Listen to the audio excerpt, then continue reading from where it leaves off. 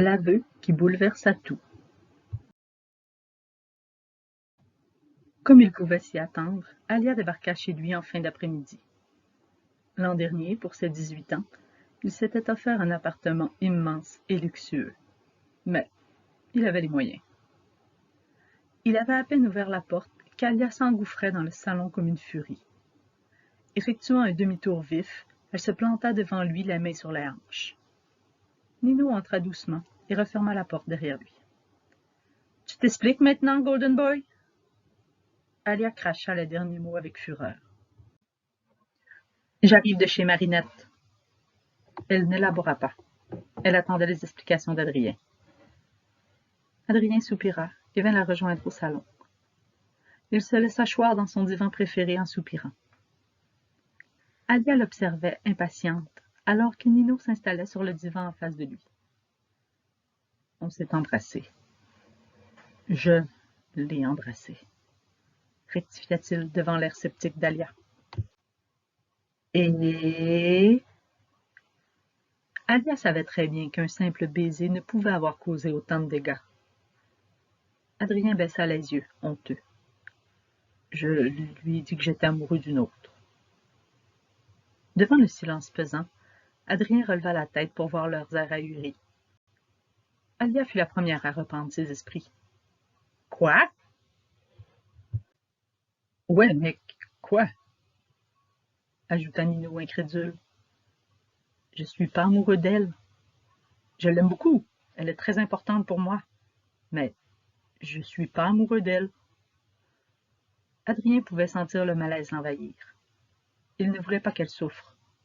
« Comment tu peux dire ça après la semaine dernière? Franchement, tu la traitais exactement comme ta petite amie. » Alia s'énervait. Elle gesticulait en parlant, en tourbillonnant dans son salon. « Tu lui apportes son café tous les matins, tu l'invites partout avec toi, au shooting photo, à la soirée de charité, tu vas la chercher le matin et tu la raccompagnes le soir, vous passez toutes vos soirées ensemble. Tu montrais les dents dès qu'un autre gars l'approchait.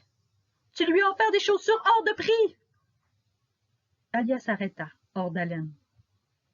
« C'est vrai, mec, depuis un moment vous êtes inséparables. » « Et puis, pourquoi tu l'as embrassé? » Alia le dévisageait. « Pourquoi lui avoir fait tout ce charme? T'étais pas obligé d'en faire autant. Et puis, c'est qui cette fille dont tu es amoureux? Pourquoi tu l'as pas invitée, elle? Elle est pas très jalouse. Et tu es très irrespectueux. » « Oh là, doucement, » l'arrêta Adrien, avant que cette histoire n'aille trop loin. « Il avala sa salive, ne sachant comment expliquer la situation. « Elle ne veut pas de moi. » réussit-il à souffler. Alia resta sans voix, pendant une seconde. « Wow! C'est qui cette fille qui résiste au beau et célèbre Adrien Agreste? J'ai beaucoup de difficultés à y croire. Tu nous la présentes? » Il grimaça avant de refuser. Cette conversation prenait un tournant désagréable.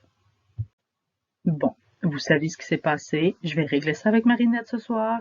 Et tout... Incapable de finir sa phrase, il fit un geste vague de la main. Alia grimaça elle aussi. « Peut-être pas ce soir, Golden Boy. Laisse-lui quelques jours. » Elle fit signe à Nino avant de se diriger vers la porte. Nino se leva du divan et attendit qu'Alia soit sortie.